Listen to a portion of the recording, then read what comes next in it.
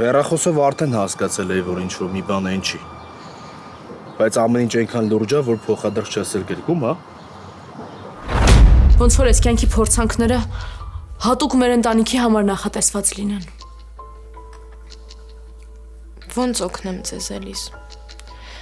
Ինչ անեմ, որ մեղքերս քավեմ։ Ինչ մեղք, Հասմիկ։ Արշակ ոնց է իմացել։ Ուր է հիմա երեխես, ոնց է։ Մեր տունն է, ու մենք չենք վաճառել։ Տունը վաճառել են ինձ, ես էլ գնել եմ, ամեն ինչ օրինական է, փաստաթղթերն էլ կան։ Ում հետ եք այդ տան վաճառքը արել, ում հետ է կապի մեջ եղել։ Բաբկենի։ Ոնց բաբկենի։ Ես ինչ աստեղ կատարվում։